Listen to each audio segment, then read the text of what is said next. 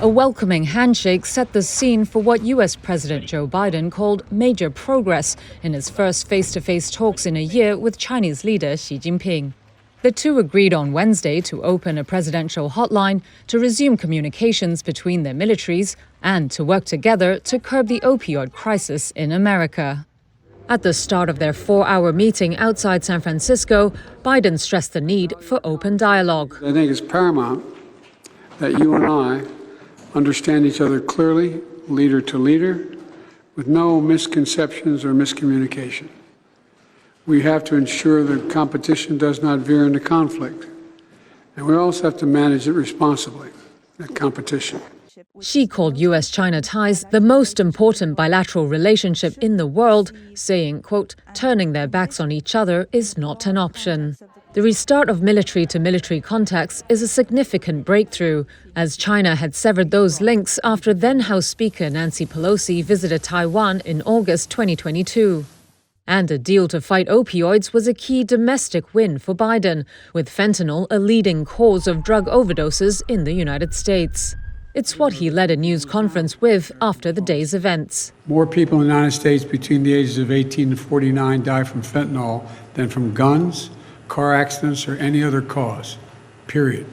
So today, with this new understanding, we're taking action to significantly reduce the flow of precursor chemicals and pill presses from China to the Western Hemisphere. It's going to save lives, and I appreciate President Xi's commitment on this issue.